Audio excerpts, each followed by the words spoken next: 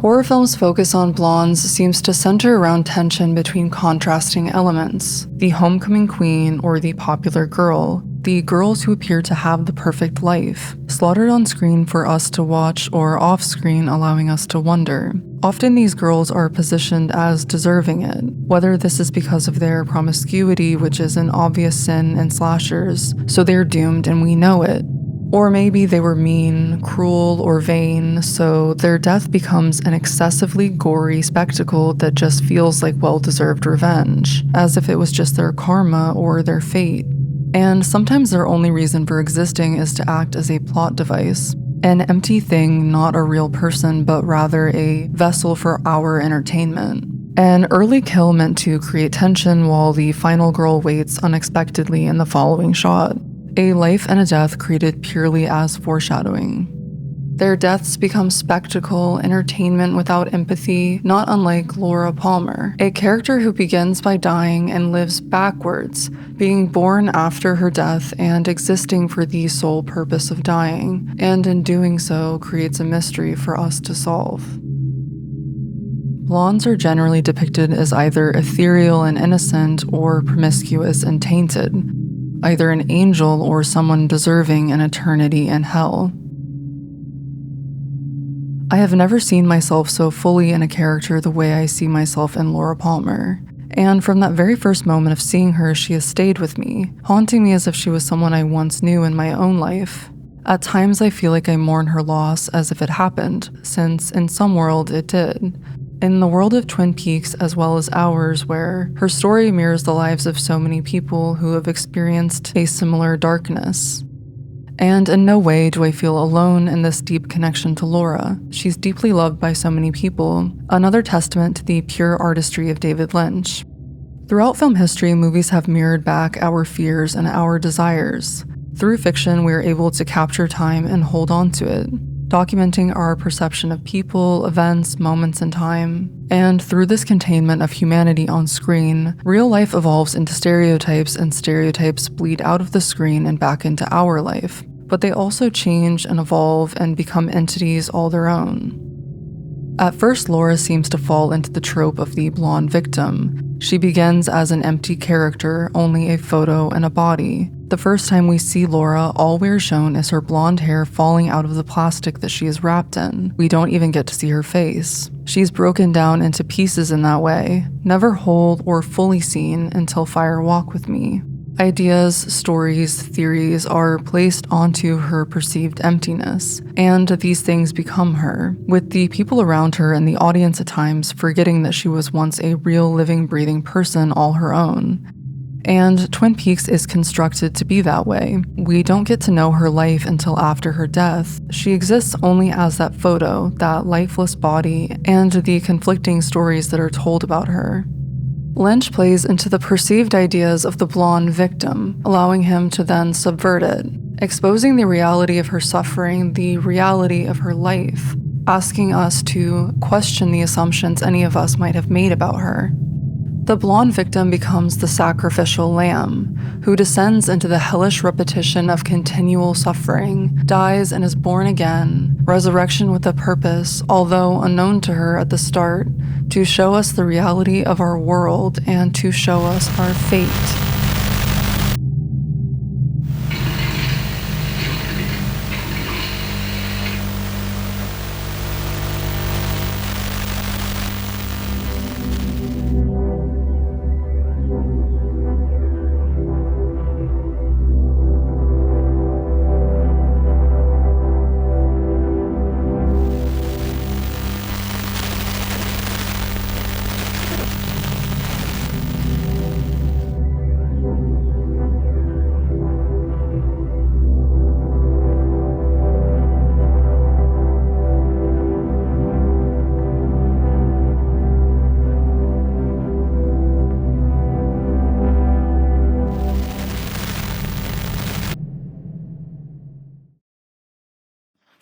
I love ideas. I like a story that's got some concrete, structure, but also holds abstractions. Life is filled with abstractions. And so people get used to a film that pretty much explains itself 100%.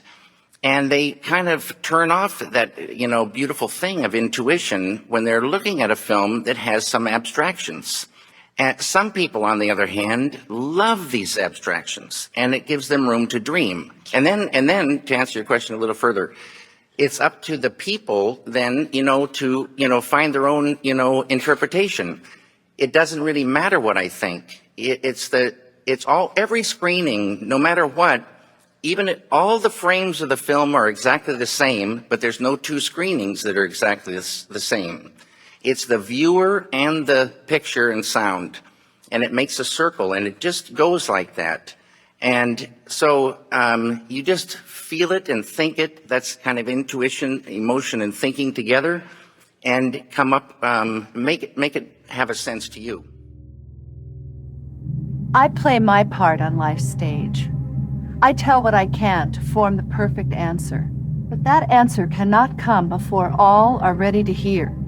So I tell what I can to form the perfect answer. Sometimes my anger at the fire is evident. Sometimes it is not anger, really. It may appear as such, but could it be a clue? The fire I speak of is not a kind fire.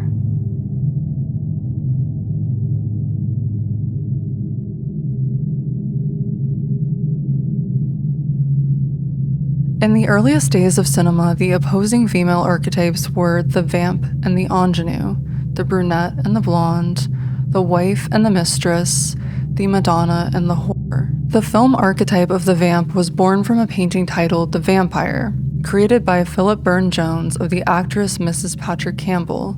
The painter's cousin then wrote a poem inspired by the painting, which became a play and a Broadway production called A Fool There Was.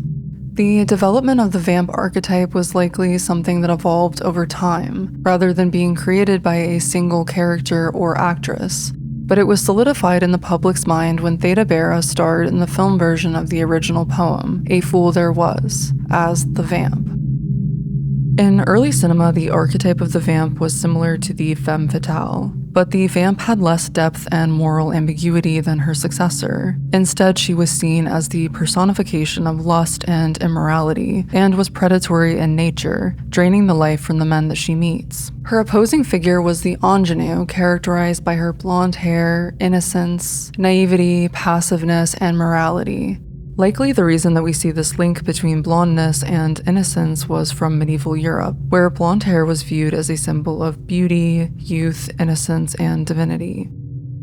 The vamp and the ingenue act as opposing forces, one with dark hair and one with light, one innocent and naive, one seductive and manipulative, one associated with the shadow side of the world, its secrets and danger and excitement, and one associated with the sun and morality and the pull towards an ordinary, safe life. It's interesting to think about their dynamics in contemporary media, where it seems to be the opposite. We often see the promiscuous blonde and the intelligent, innocent brunette. Again, not always, but usually in horror and other media, this dynamic has been switched. We see this in Twin Peaks, especially with Laura and her cousin Maddie. Beautiful blonde Laura is depicted by others as this destructive, chaotic, and at times manipulative force, connecting more with the archetype of the vamp rather than the blonde ingenue. Laura's cousin Maddie, although looking exactly like her, just brunette, fits more into the category of the ingenue, and also closer to modern depictions of brunettes. But instead of acting as opposing forces, they are linked, feeling deeply connected to one another despite their differences. Maddie talks about this link between them, and they also share a very similar role in the story. For Laura, ideas are placed onto her, like she is empty, and for Maddie, the image of Laura is placed onto her. Rarely do they get to exist fully as themselves without ideas from others altering their identity, and sadly, this is also what likely causes Maddie's death. She resembles Laura so deeply that Bob can't let her leave, or maybe he wanted to relive the experience of taking Laura's life. At least in her on-screen life, Maddie was given hope, something that had been taken from Laura a long time ago. but there is something so sad about knowing that she wasn't even able to die as herself. In the story, Maddie was just a tool to imitate Laura and to be sacrificed as well. She screams and runs up the stairs to her death while Bob pulls her back down to hell. And as she dies terrified, screaming for help, blood tears fall from her eyes and he calls her Laura. Part of this change in blondes and brunettes being depicted differently within film and television was likely inspired by Jean Harlow, the blonde actress who became known as the Laughing Vamp. As the nickname indicates, her persona was inspired by the seductiveness of the stereotypical vamp, but with added comedic elements and a feeling of relatability, instead of the otherworldliness of the original vamp. Perhaps there has been no one female who meant so much, who has done more.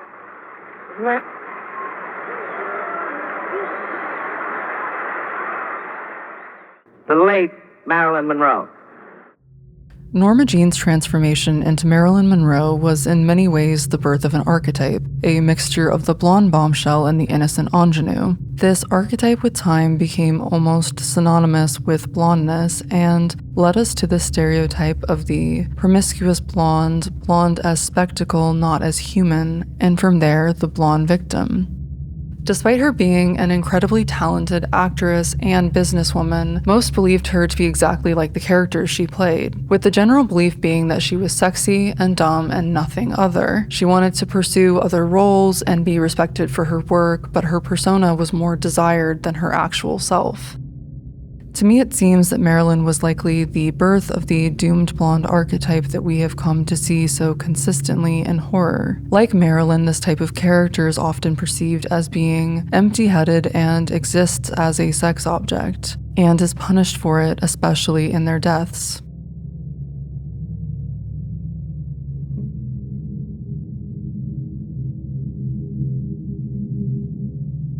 There is an innate association between blondness, youth, and beauty. To be blonde is to defy the drag of time. To be blonde is to be an impossibility. In Hollywood, blondes were like white canvases onto which viewers would project their desires. For women, maybe that desire was to be that blonde. For men, it was to have that blonde. Marilyn Monroe initially bleached her naturally auburn hair blonde when an executive at a modeling agency told her that a brunette could only be photographed a few ways, but a blonde could be anything. The great tragedy of the blonde is that they are forbidden to age. The fantasy body of a blonde is never supposed to crack or wrinkle or warp or go through addiction or expose that the person inside of that body is real and in pain and even dying. Her premature death solidified the blonde as an archetype that never aged. And as fate would have it, many of them would never get the chance to.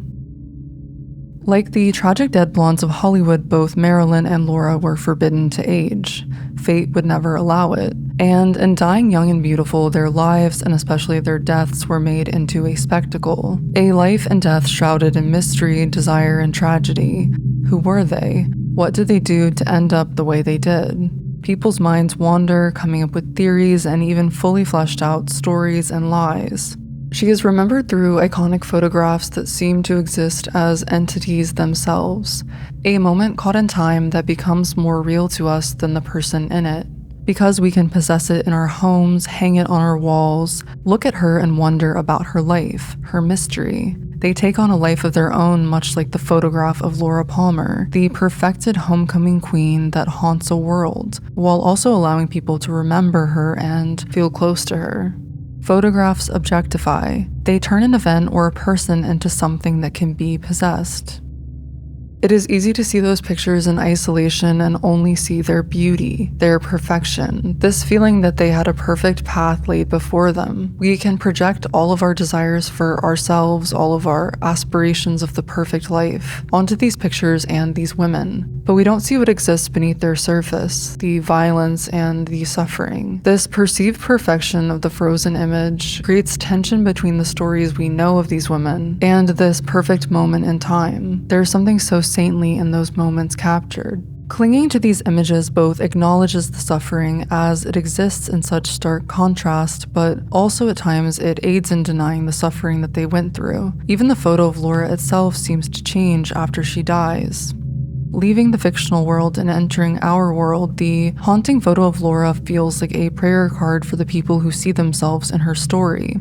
The image has become darker with all of the tragedy of a true martyr and a reminder that we are not alone in what we experience. We look at her photo and she looks back at us. And in the mirrored surface of the glass, we see ourselves reflected back. We see ourselves in her. Before the creation of Twin Peaks, David Lynch and Mark Frost were working on a project called Venus Descending, based on the book Goddess, The Secret Lives of Marilyn Monroe, but ultimately they had to drop the project. In Room to Dream, David Lynch writes, "It's hard to say exactly what it is about Marilyn Monroe, but the woman in trouble thing is part of it. It's not just the woman in trouble thing that pulls you in, though. Goddess didn't fly because of the Kennedy connection. Marilyn Monroe was this loose cannon there at the end, and they had to get rid of her. But it's a story I kept loving. You could say that Laura Palmer is Marilyn Monroe, and that Mulholland Drive is about Marilyn Monroe too. Everything is about Marilyn Monroe." The obsession and spectacle surrounding Marilyn's death feels like a marker in time where film shifted its approach to how it portrayed the deaths of beautiful women. But the blonde victim or doomed blonde trope that is associated with promiscuity and emptiness, the mixture of the blonde bombshell and the dumb blonde, really came to life with the rise of slashers. The 70s and 80s were the era of slashers, and the blondes that lived within them were seen as doomed from the start. They were usually one-dimensional and sexually active, or at least perceived to be, much different from the final girl who was usually brunette, tomboyish in nature, and not likely to be promiscuous like the doomed blonde. Even in Twin Peaks, this idea of a brunette final girl is present, although slightly subverted. Ronette survives while Laura dies, but Ronette's survival wasn't because she adopted masculine traits or had the cleverness or innocence that final girls tend to be associated with. Like slashers, the director god of their universe makes the decision that she will live, shown through the angel's choice of freeing Ronette from the ropes but not Laura. The blonde is doomed, and we know this from the start. The blonde victims of the golden era of slashers were usually just plot devices, fun kills to keep the tension going before the big chase scene at the end between the killer and the final girl. They usually put an emphasis on perfectly styled blonde hair, and the dramatic death of the blonde victim usually centered around the destruction of her perfect appearance. The visual contrast between the extremely vivid red of the fake blood that was used during this era against bright platinum blonde hair might have been another reason for this choice to use blondes as early disposable audience-grabbing victims. In the 90s, slashers consisted of more self-aware portrayals of the blonde victim. At times they speak aloud their fate or their vulnerability. Horror films of the early 2000s often carried on with some of the self-awareness that we saw in 90s slashers. They were at times more honest portrayals than their predecessors, with more realistic hair colors like dirty blonde, noticeable highlights, or grown-out roots, and also sometimes had more of a background, personality, or story, instead of just purely existing as a plot device. They often acknowledged horror tropes and were more likely to fight back. Though at times the tropes were played into further in a way that seemed to acknowledge they were aware of the blonde's stereotype of superficiality, but not exactly wishing to subvert it. Although there was less emphasis on moral punishment as a reflection of their promiscuity, the at times self-aware films were perhaps the most extreme in their depiction of drawn-out graphic violence against the blonde victim, or just against women in general. Despite this confusing mix of both progress and objectification, I still have such a soft spot for 2000s horror and the slasher subgenre as a whole. There has been a lot of debate whether horror of this era was simply trashy, indulgent violence, torture porn, or whether it held any sort of truth or value. Although I wasn't old enough to really understand the weight of any events happening in the early 2000s, I am personally of the belief that most, although obviously not all, horror films offer us insight into something. Horror and film in general cannot help but to reflect the world back to us, depicting the time we live in either abstractly or with extreme honesty. The horror genre has always been one to create moral panic, with conservative critics taking issue with the video nasties of the 1970s, or indeed the slasher obsession of the 1980s. Whilst it's easy to consider these eras passing fads, there's also inherent truth within their material, with horror acting much like the court jester, revealing the truth behind the facade that others are too reserved to reveal. It wasn't until 2006 that this stint of graphic horror films would be known under the venomous umbrella of torture porn, suggesting that horror had become too gratuitous, focusing on human pain rather than frivolous gore. To understand the true nature of torture porn cinema, it's important to contextualize such films within the politics of America in the aftermath of the new millennium, with 9/11 soon to fuel national paranoia, materializing in the war on terror in Iraq. When considering the climate of fear in which terror could seemingly come at any time, as well as the government-facilitated torture of Iraqi prisoners by the United States Army and the CIA at the dawn of the war itself, suddenly the cinematic trend that reflected such horrors makes sense. Mix these fears with the rise of reality television, tabloids, and paparazzi, the obsession at the time with celebrity culture, society's desire for escapism through surveilling the life of others. Then these long, drawn-out shots of torture and gratuitous violence of the early 2000s begins to make sense as a reflection of the time and as a way for us to process what was happening in the world, and also where our blonde victim becomes involved. Los Angeles-based writer Jordan Crucchiola speaks about this shift in horror in the early 2000s and its influences, stating, "We had this perspective shift where we said, people are capable of horrors previously unimagined, and we're seeing them on the news with these very real leaked images that are now flowing among our nation, showing what the government, the people we're supposed to trust, are capable of enacting on others. So then you have this darkness and this brutality and this fucked upness and this cynicism and pain and nihilism ramming squarely into the shiny post-Scream MTV era. Of course, studios aren't going to pick just one, the pretty actors or the shocking, timely content. They're gonna do both." Slasher films and horror as a whole not only reflect back society's fears, but also our fears as women. Despite their at times extremely overtly flawed depictions of women, we still seem to love them. In the 2000s, women began to make up a significant portion of the audience for slasher films, going against the idea that most horror fans were men. Ever since Scream, the first to succeed largely on the strength of teen girls' tickets, women have been the primary audience for these movies. This demographic reality is the exact opposite of the situation Clover was writing to address in the late 1980s and early 90s, when slasher fandom was presumed to be the exclusive territory of young men. It stands to reason that our theories have to change in response. The question then becomes not what frustrations men are venting upon the dead blonde, but what anxieties she might embody for women. Slasher movies set forth a vision of the universe in which women and female bodies are continually in peril, where remorseless predators are everywhere and female sexual desire, experimentation, or trust is punished with violation, mutilation, and death, where only a few exceptionally lucky, paranoid, and resourceful women can go for long without being attacked. And even those women are emotionally traumatized by the non-stop violence they're forced to witness. Not coincidentally, there's another popular piece of media with the same worldview, the nightly news.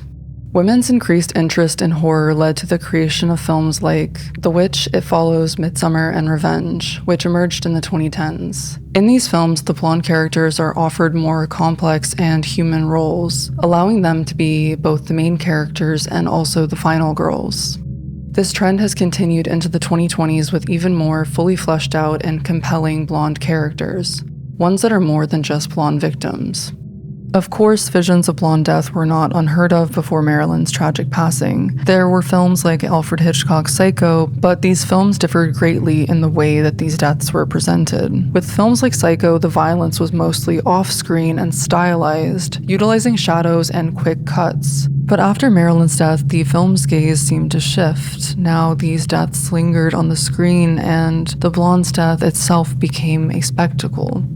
In the films post-Marilyn, the human becomes a body, and then a corpse, an object that is bathed in bright light, a thing meant to be seen and watched by both the killer and the viewer. This sort of voyeurism makes me think of both celebrity paparazzi photos from the early 2000s, and also the alleged attempt to photograph Marilyn's body after her death.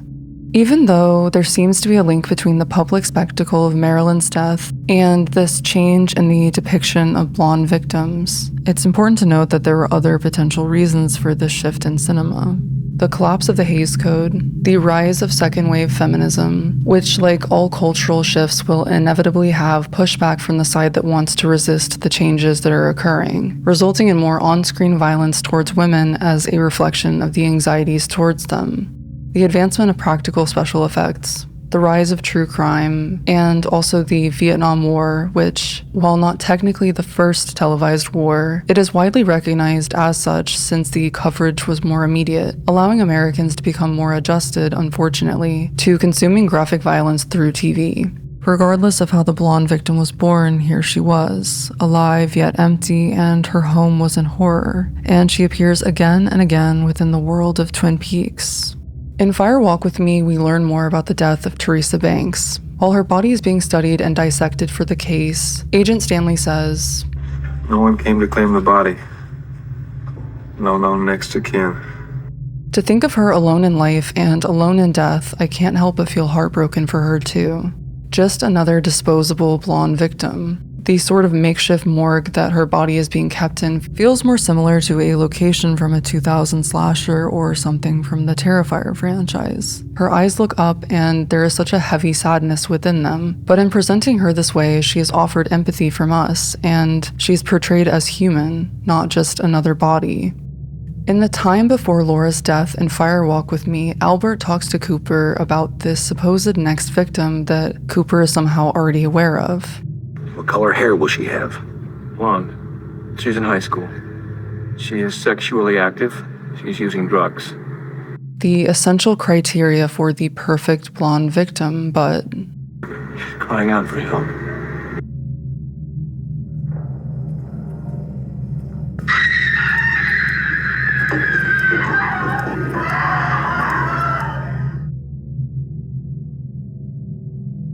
as I mentioned in one of the previous chapters, one of the factors that may have influenced this shift in how female, especially blonde, death was presented in horror was America's increasing fascination with true crime.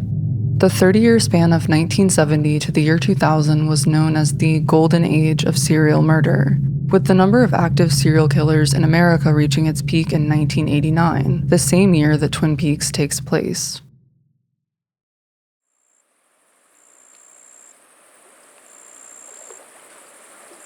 On the morning of July 11th, 1908, a few boys began to head home after a night of camping in the area. As they were leaving, they passed a pond and noticed something strange that appeared to be floating in the water. As they got closer, attempting to make out what it was, to their horror, they realized they had stumbled across a human body floating face down in the water, with its arms outstretched.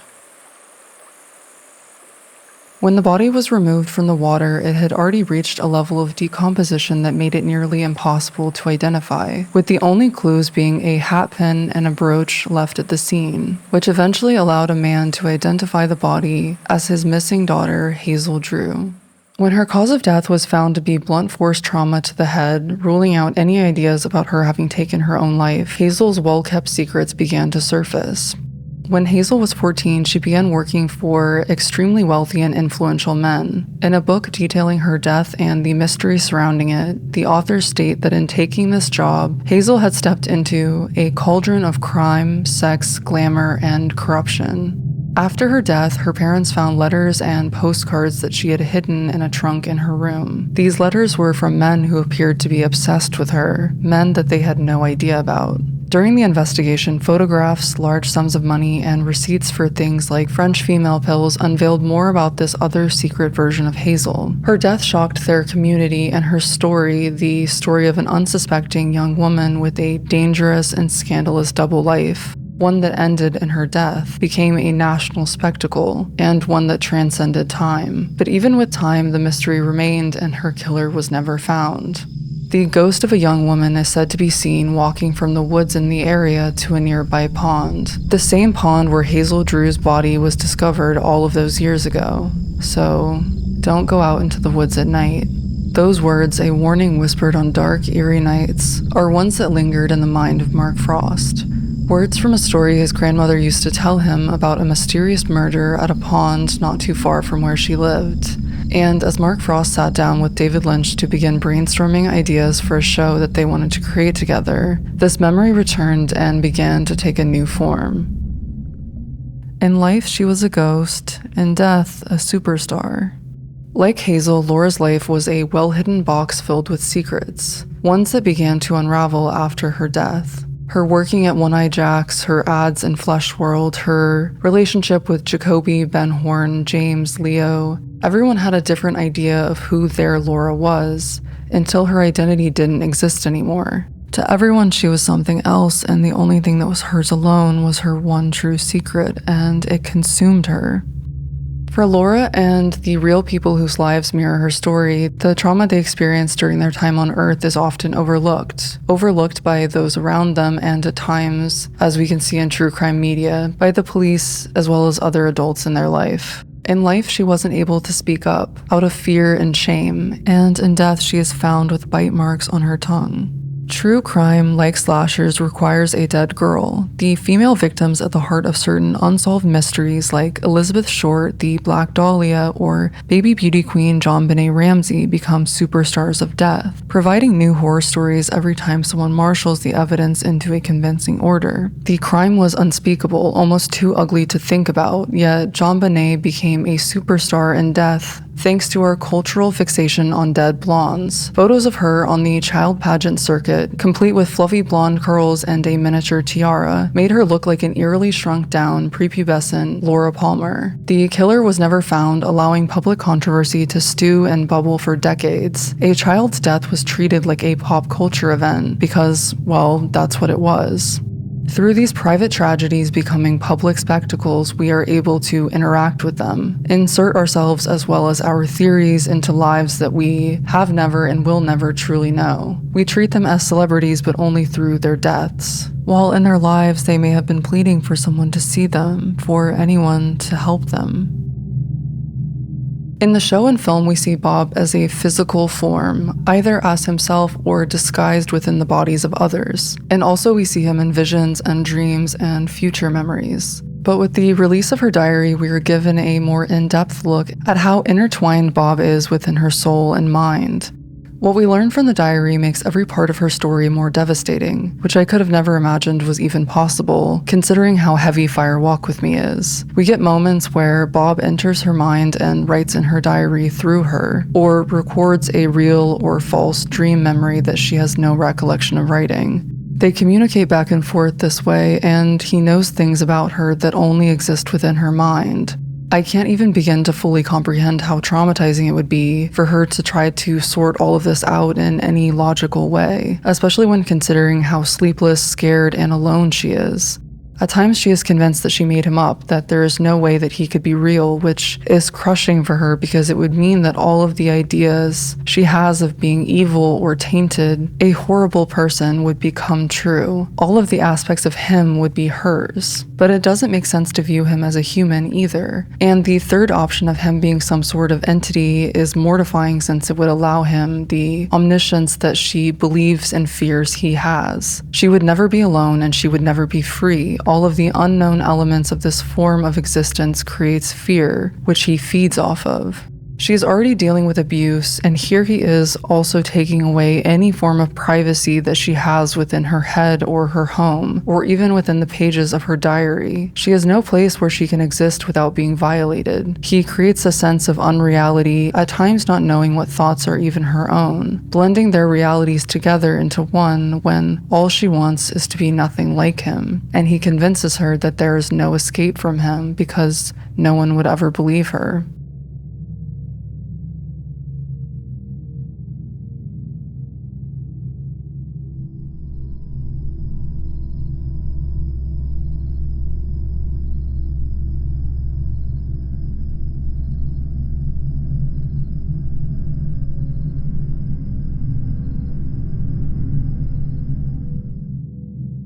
I remember one night I had a dream where I was in a house that was beginning to burn down. At some point I realized that I couldn't seem to move or leave, and I started to feel pain from the fire. But it wasn't that the fire in the house was starting to consume me. Instead, it was because the entirety of my being was connected and intricately woven into the house, and I could feel what it felt.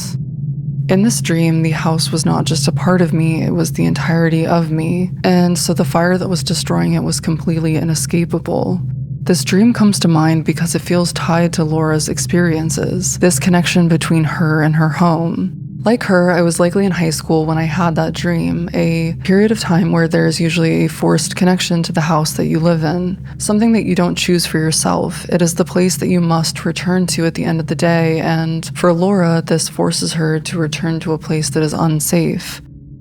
In the pages of her diary, Laura forces herself to stay awake for fear of Bob climbing in through her window.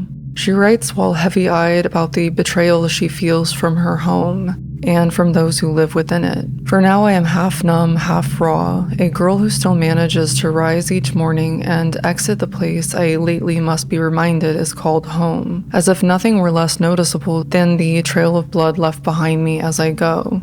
She explains to her diary that this place no longer feels like home to her and how far away her bedroom has become, without her mother ever noticing. It makes her angry, rightfully so, that as she suffers, screaming and begging for anyone to hear her, for anyone to help her, he is kept safe by nature, the universe, God, fate, whatever it is that allows him to commit such atrocities, never allowing even the slightest moment of weakness that would result in him being caught, or is it just that no one cares to listen? The houses we live in hold so much history and also at times so much power over us, and other times they also hold us when nothing else will, or contain us, trapping us with the evil that exists there. For Laura, her home should be the safe space she can return to, but instead it acts as a vessel containing her abuse. And all of the elements of it, the sound of the ceiling fan, the painting that she holds dear, are all reminders of her fears and how much she has changed since Bob entered her life. In one of my previous essays, I spoke more in depth about liminality and how our unease from certain liminal spaces, ones that we commonly associate with childhood, might be caused by the disconnect between our memories of these spaces and how we're experiencing them currently. Many of these spaces were created to be used and full of people and sounds and life, so seeing them depicted like this, dark and empty, feels unsettling, as if our memories have been violated or altered. So many shots of Laura's home are made to feel uncomfortable, still, and distinctly liminal, which makes sense and feels entirely intentional considering the divide between her perception of her home as a child versus after her abuse begins. Lynch is deliberate in depicting that space as the place of horror that it has become. She is scared to open her bedroom door, scared to enter the house at all, scared to sit down across from her father at the dinner table. Everything there has been stained by Bob's presence. One of the most haunting and memorable shots of her home is the shot of the stairs leading up to the bedroom of Laura Palmer. She was going up the stairs. Those stairs.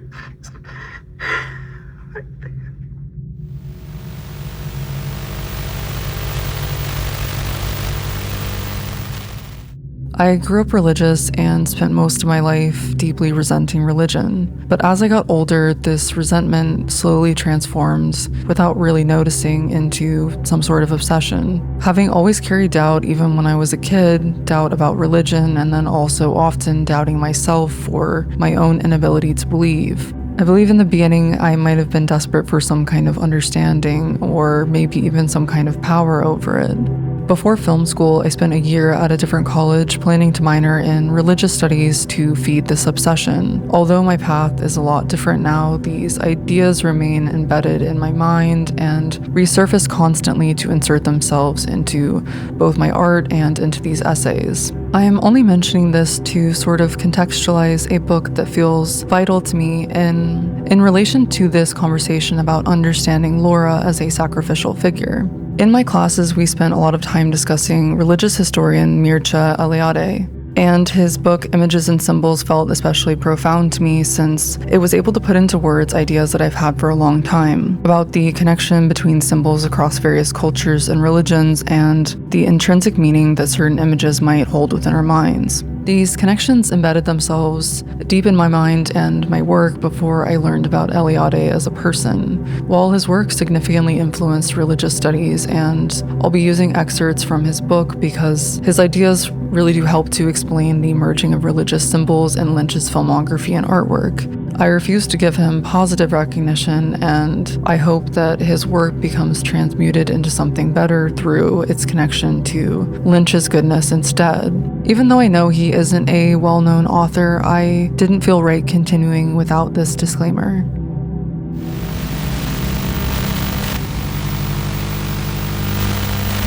Initiation means the symbolic death and resurrection, or in other contexts, the descent into hell followed by ascension into heaven. Death, whether initiatory or not, is the supreme case of a rupture of the planes. That is why it is symbolized by a climbing of steps and why funerary rites often make use of ladders or stairways. It gives plastic expression to the breakthrough the planes necessitated by the passage from one mode of being to another, by placing us at the cosmological point where communication between heaven, earth, and hell becomes possible. We also know that the symbolism of climbing up and of stairs recurs often enough in psychoanalytic literature, an indication that it belongs to the archaic content of the human psyche and is not a historical creation, not an innovation dating from a certain historical moment.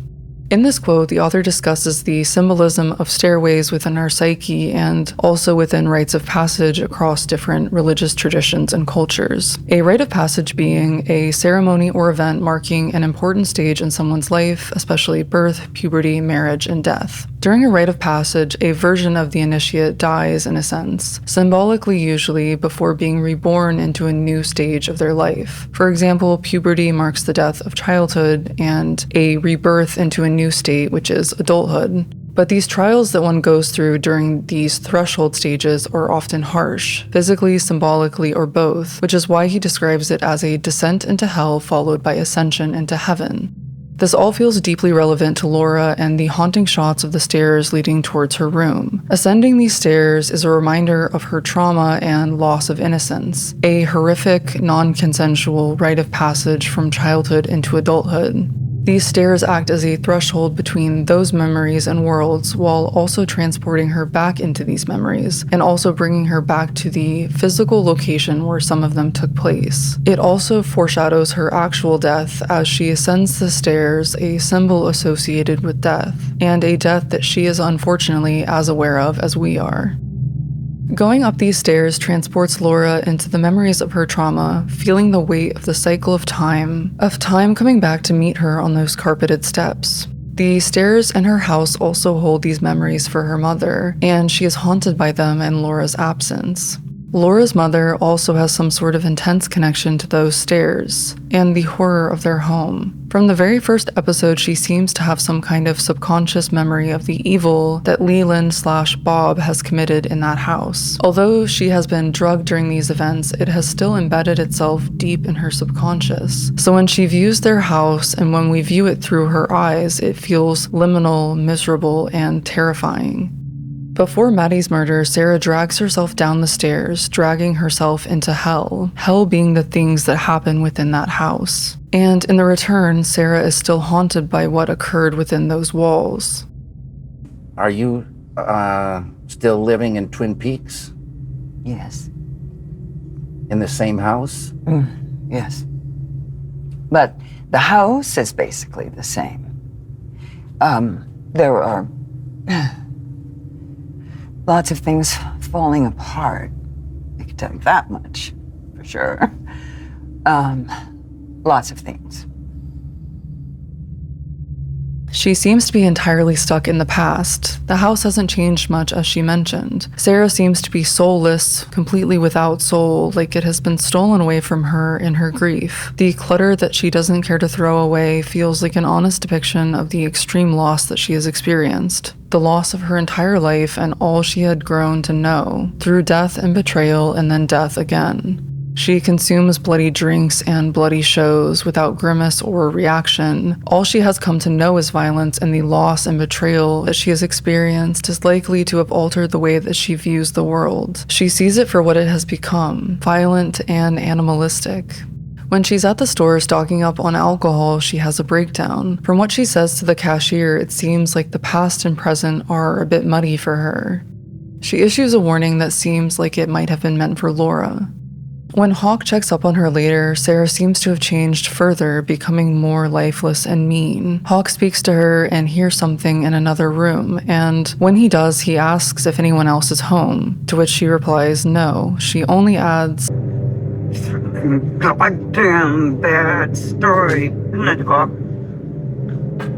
She's forced to play a part in a bad story, one that haunts her and lives on within her. She is stuck in it, carrying the deep guilt of a mother who couldn't see what was happening to her child, and so she allows the darkness to eat away at the lightness of her soul, until over time there isn't much left but darkness and violence and anger at the world for what has occurred, as well as anger at herself for not knowing it was happening. So she leaves the ceiling fan on as a reminder or as a form of punishment. Maddie is one of the other characters that has visions connected to the events and memories of the house. In this scene, Maddie stares at the rug and says, I had the strangest dream last night. The rug. Right here. In a different version of this scene, Bob's face is shown on the carpet, and the reason that she's in so much fear is a bit more obvious to us. I much prefer this version. It's so deeply embedded with this feeling of dread from something as seemingly small as an imprint on the carpet. But what is terrifying is all that it says without having to say anything at all, and the knowing fear that it places in Maddie's mind. It acts as a death premonition or a memory of her death in the future. It feels like time looped over and over and over itself. A memory of the future resurfaced, of her body being dragged across the carpet.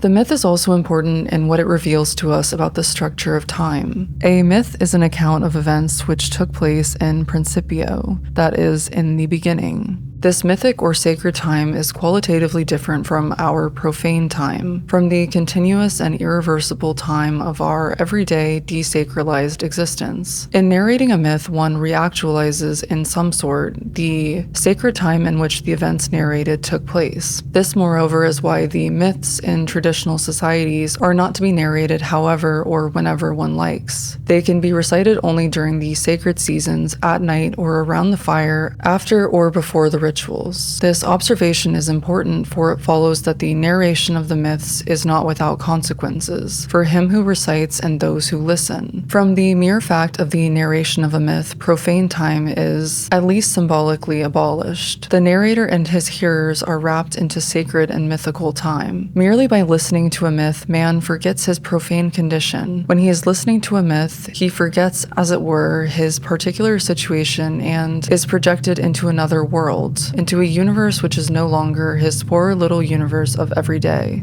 At first, perhaps, the original Twin Peaks could have worked as a myth, being narrated in a sense by its existence as a TV show. But a TV show watched over and over again, narrated too often at the wrong times, has the ability to become a myth abused. And then what comes after is the result of lost balance between good and evil, between the sacred and the profane. And in the case of Twin Peaks, a loss of balance between what is real and what is fiction. And in the fictional world, they are forever trapped in the repetition of episodic cyclical time. There are numerous cultural and religious beliefs that view time as something cyclical, that is continually created and then destroyed. This widespread view of time as a circle shows up over and over and over again across various cultures and throughout history. We can also see this in the way we perceive the seasons, the moon cycle, day and night, as well as reincarnation. In Twin Peaks, there are constant references visually and spoken aloud to rings and circles, as well as references to the act of returning.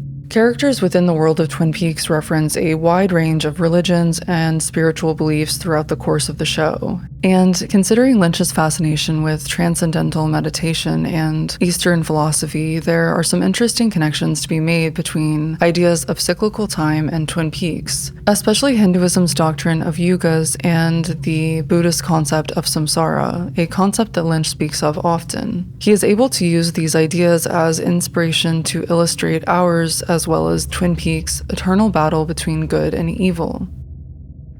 Bhagavad Gita, the Talmud, the Bible, all the New Testaments, the Tao Te Ching, Quadri. I hold in my hands those holy books which constitute the fundamental framework of humanity's philosophy of good. Somewhere in here are the answers that I seek. In this scene, Ben Horne says that he wants to give Audrey advice from the books that he holds. Time heals all wounds, but what if it doesn't? In the world of Twin Peaks, it feels like time is what they're battling eternally, being stuck in time, confused about time, displaced from it, or wounded by it. In Hindu cosmology, time goes through 4 ages, which are called yugas. With each age after the first, morality begins to decay and they stray further and further away from pure virtue, which to me mirrors the descent into darkness, greed, and immorality presented in Twin Peaks. Although likely inspired by these concepts, considering how often these religions are placed into the actual world of Twin Peaks, Lynch and Frost don't confine themselves to any exact rules, and this also helps to illustrate how complex and messy that world has become. The first Tibetan king to be touched by the Dharma was King Hafthal Rignan Butsan. Agent Cooper, I am thrilled to pieces that the Dharma came to King Ho Ho Ho. I really am, but right now I'm trying hard to focus on the more immediate problems of our own century right here in Twin Peaks. Albert, you'd be surprised at the connection between the two. The Krita Yuga, also known as the Satya Yuga, was viewed as the Golden Age. There was no evil or sorrow or fear. During this time, there was peace on Earth and humanity was immersed in meditation, something that had a profound impact on David Lynch. When comparing these ages to the descent of morality presented in the story of Twin Peaks, I believe the closest to the Krita Yuga would be the White Lodge, at least a version of it. The White Lodge, as Wyndham Earle describes here, feels the closest to the pure virtue of the Krita Yuga. The main difference between the Yugas and Twin Peaks is that the White Lodge has presumably always had its shadow. There was most likely always some form of darkness to balance the light. The descent into the next age begins, I believe, with the desire for evil to spread outside of the Black Lodge.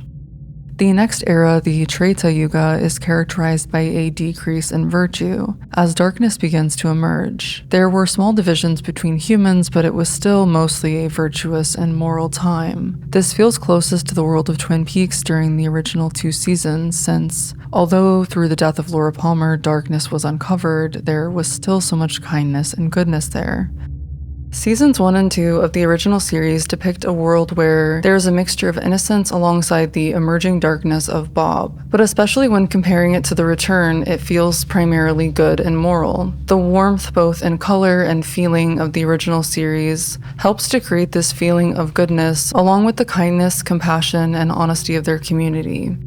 The next age, the Dwapara Yuga, is known as the age symbolized by 2, since humans deviate further from virtue and only half of the original Dharma still exists on Earth. Humans exploit one another for personal gain, corruption consumes them, and soon wars begin over wealth and power. The age symbolized by 2 immediately places me within the world of The Return. The 3rd season is marked by doppelgangers, Dale and Mr. C, Laura and Carrie Page, all of the tulpas manufactured as duplicates. The Return shows a world where darkness and light are more evenly balanced, and one where virtue and morality decline as we progress through the show, farther into the cycle and closer to the final age. The shots of Twin Peaks shown in the very beginning of The Return are so similar to imagery from the previous seasons, but now a layer of fog or smoke shrouds the town and it has become drained of its warmth and color, preparing us for a changed version of that world. These shots serve as a warning for what's to come. To further warn us, we watch the same shot of the girl running across the schoolyard from the original pilot episode, but now the energy is different. The music changes the tone and she lets out a distorted scream. Nothing is the same as it was. We watch as those from the original seasons repeat some of the same cycles as before, but things feel heavier now. There is more crime and graphic gore, and it seems like the only joy in the town now comes from drugs. Their joy has become something that is manufactured. When we spend time within the police station, we get a clearer picture of how much crime there is now. They get a million calls at one time, and it seems like just any other ordinary day. It becomes clear that the Twin Peaks that we love and missed so dearly has become something else entirely. But similar to Krishna coming to recite the Bhagavad Gita to Arjuna, the fireman works his way into the lives of others, informing them of their destiny. I remembered the line from the Hindu scripture, the Bhagavad Gita.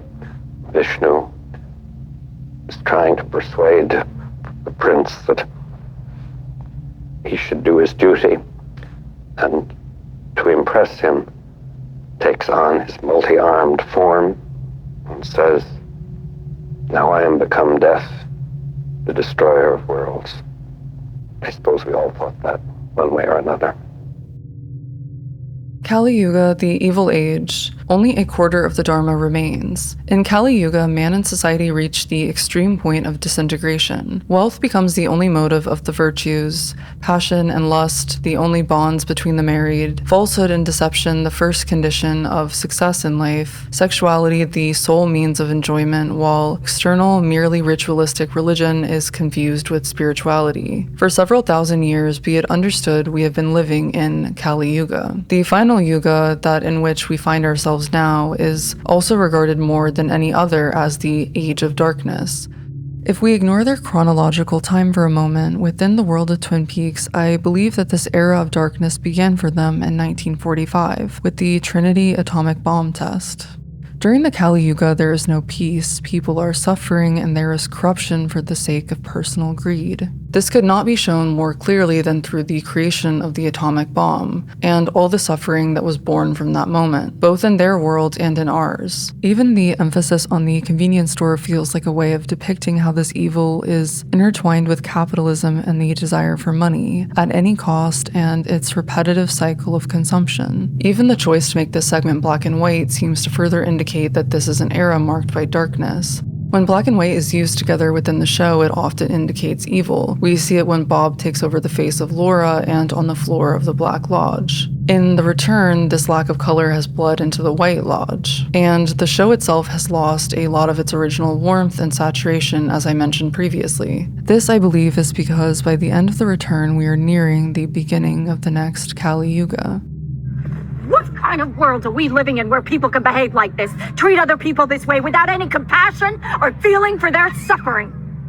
We are living in a dark, dark age, and you are part of the problem. When remembering that we now in our world are supposed to be existing in the Kali Yuga, when they enter our world at the very end of the show, I believe that they enter this era of darkness, an era ruled by Judy. The eternal return was equated with the infinite cycle of transmigration ruled by karma. This present illusory or transitory world, the world of samsara, of sorrow and ignorance, is the world that unfolds itself under the sign of time. Deliverance from this world and the attainment of salvation are equivalent to deliverance from cosmic time.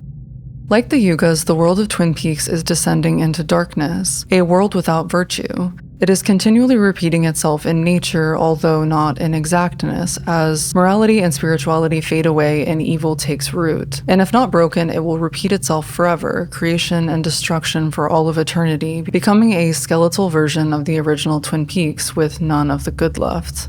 In Part 8 of The Return, we entered the smoke of the atomic bomb. From that darkness, suddenly we are being swallowed by hellfire, then explosions of color like the births and deaths of universes, a stunning visualization of samsara, time being repeatedly destroyed and then formed again. The fight between light and dark and the cycle of creation and destruction, birth and death, that we are so deeply and eternally stuck within.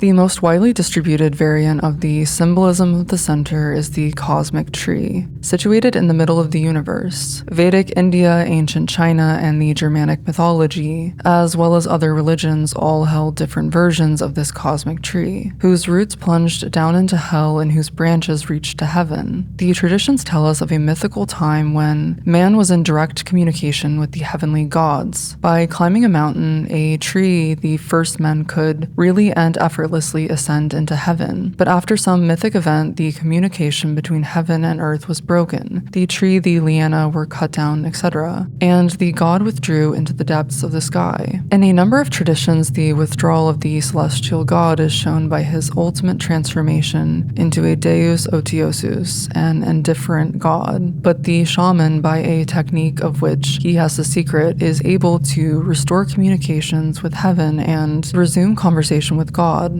In other words, he succeeds in abolishing history, all of the time that has elapsed since the fall and the severance of direct communication between heaven and earth. He returns to the past, he re-enters the primordial paradisiac condition. These symbols, especially the mountain and the tree, are integral to the world of Twin Peaks. And in the show and film, they can act as doors or symbols of thresholds between planes of reality, most notably the entrance to the Black Lodge, which is located through the center of a circle of dead trees in the forest. But as virtue in their world decays, this connection, allowing communication between earth and heaven, has been broken or fractured, further symbolized by the significance of the logging mill. In reference to the quote, "This ritual of eternally cutting trees can be viewed as a symbol of a detachment from God, or the sign of an indifferent God. In some cases within this analysis, God can be viewed as Lynch and Frost, and this can be partially true, signifying their actual absence from the show. But since a symbol has always existed, it could also symbolize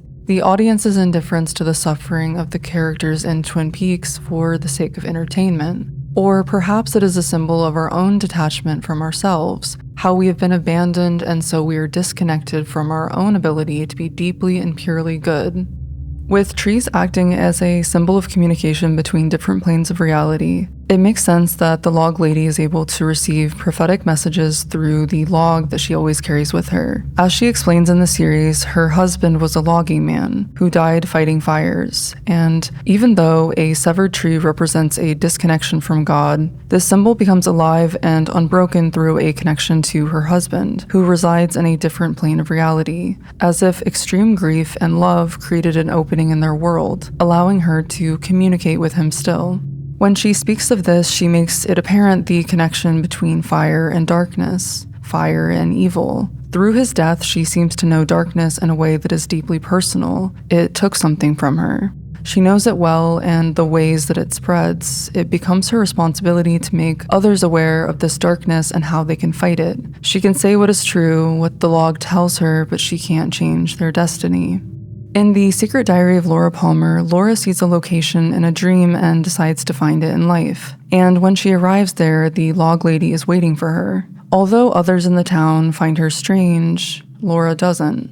At one point, the log lady says to her, "I dream like other people sometimes." I believe this is her explaining this access she has, the ability to see the futures and dream lives of others. Through her connection to the trees and to love and loss and darkness, she is able to see their world for what it is, and she is able to see the bigger picture, everyone's purpose. And also in the same meeting, Laura opens up to her about her abuse. When the log lady looks away, Laura assumes that she said something wrong, but I believe that the log lady was just hurting for her. She knows Laura's fate and all that she will have to face in life. So when she turns back towards her, she tells Laura how loved she will be. I believe this moment is meant to be about us and how her story has touched the lives of so many people and will continue to do so. Very little that is said to Laura provides her comfort, but this does. She holds these words dear and they provide her with some small bit of hope and strength.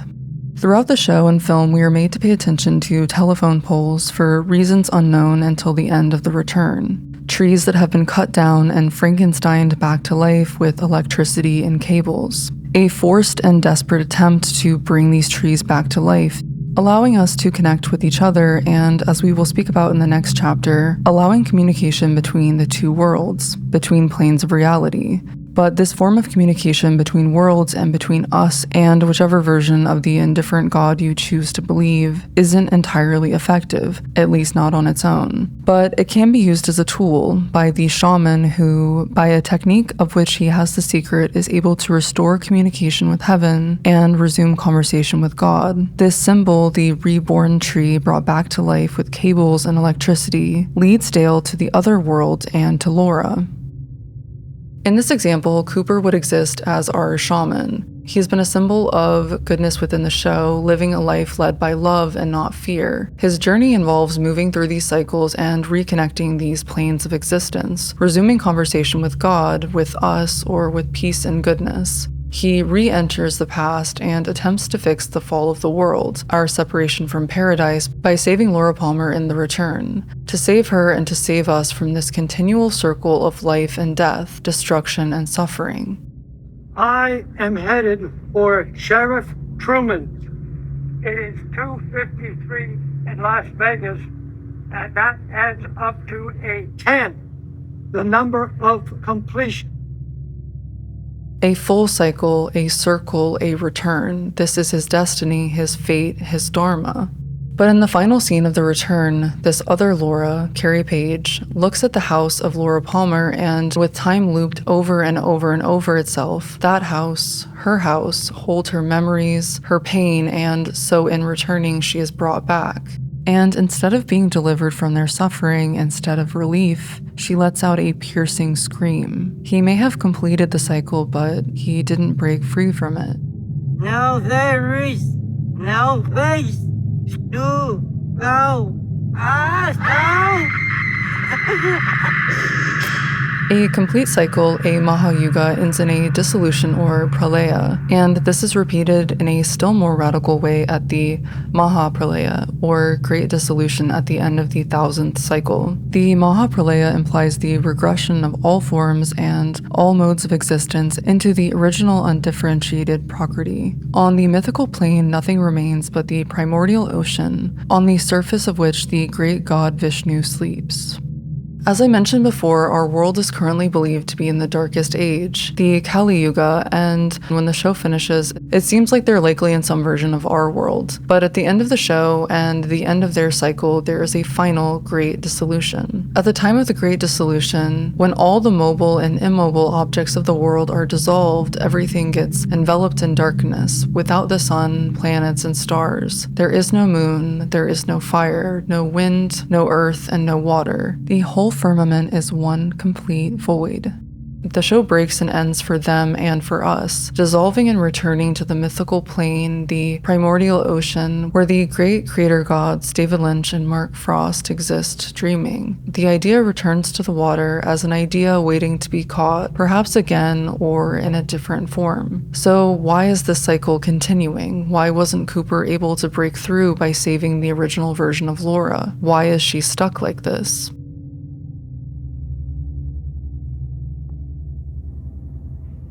There are clues everywhere, all around us.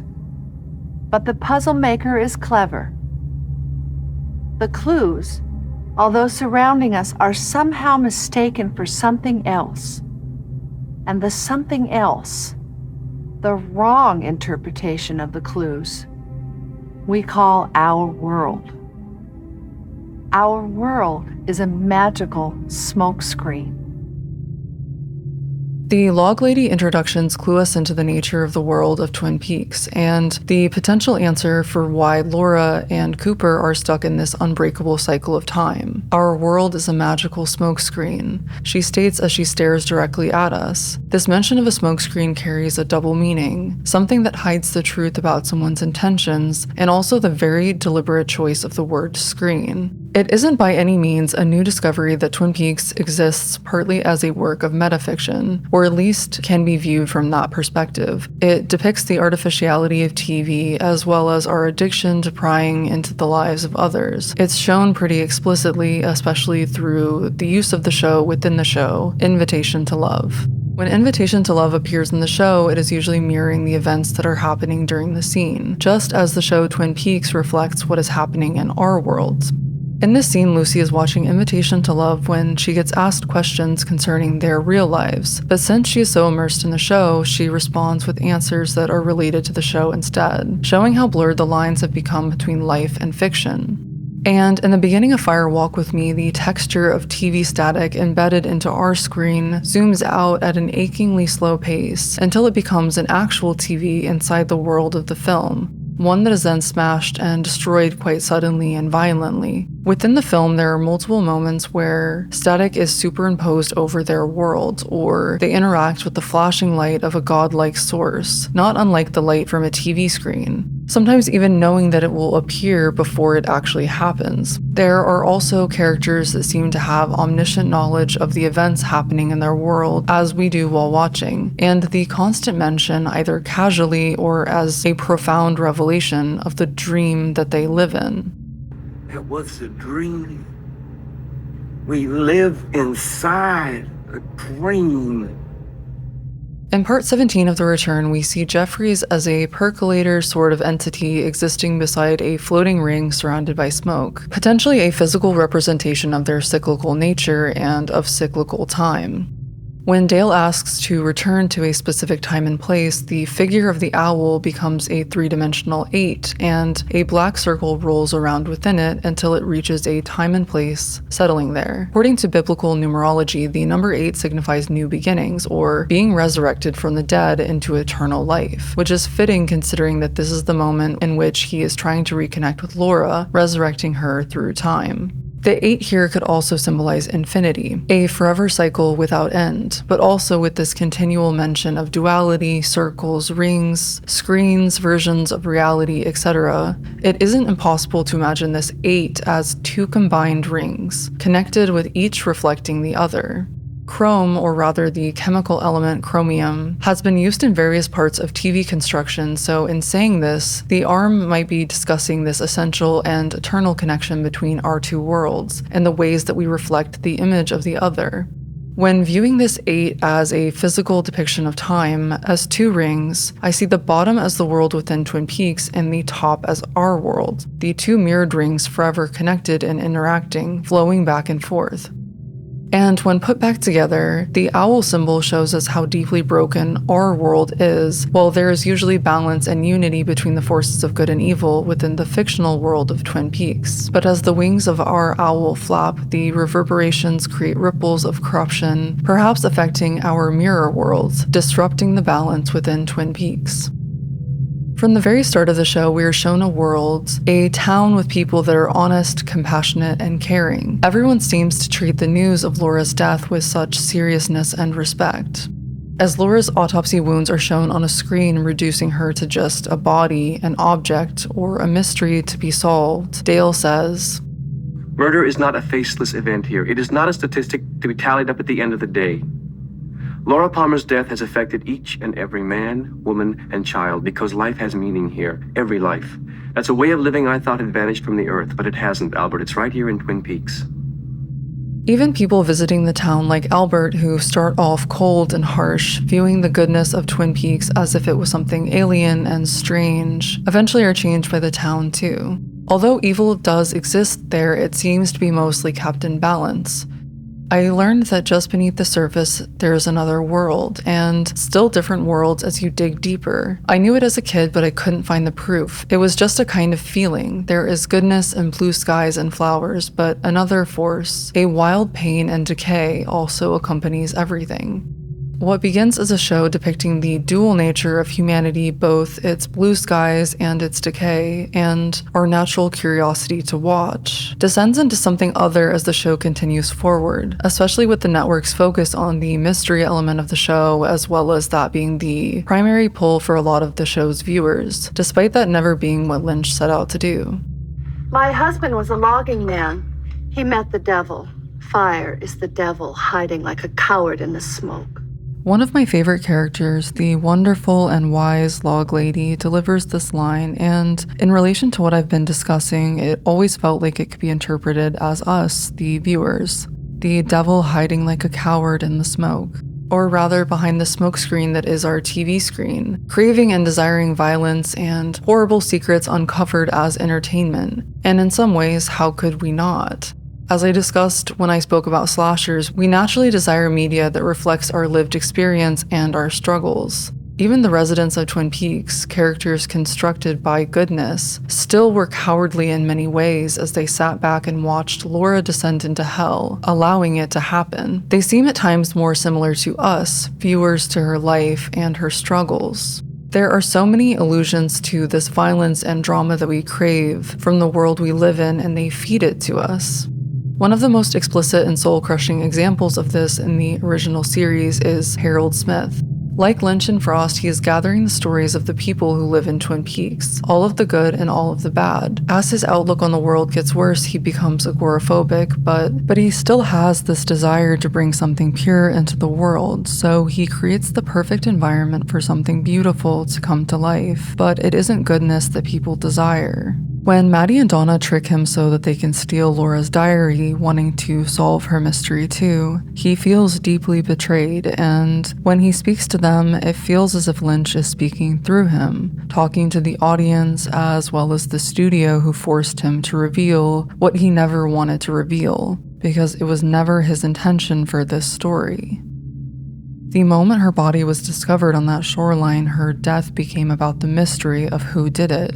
Her own murder was not even about her. In death, she was a symbol for the townspeople, a puzzle for others to solve. Others set out to get something from her death: absolution, forgiveness, the satisfaction of solving a mystery. That central question says it all. Who killed Laura Palmer? Her life and her death were reduced to unmasking the identity of her killer. The enduring question is not, why did Laura Palmer have to die? It is not, who was Laura Palmer in life? Though Mark Frost and Lynch spent the seasons trying to show why, the latter two questions were the more interesting ones to focus on.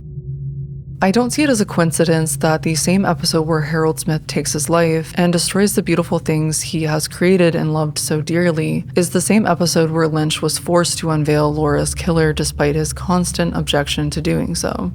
I mean, even if there are other questions that need to be answered, I still want to know who killed Laura Palmer. You'll find out. I will find out. Yeah. Somebody's going to tell us one way or the other. Somewhere. Find out. I look forward to finding who did kill Laura Palmer. What begins as sincerity towards Laura, genuine devastation, and pain from her passing, especially within the first episode, soon turns into a spectacle as everyone wants to find out what happened to her, the desire to know, the aggressive and dark desire to watch her final moments before our eyes, and once we have it, we move on. We move past her and forget her and on to the next victim. Season 2 ends with the character who embodies pure goodness being possessed by pure evil, symbolizing perhaps that at this point, evil has won.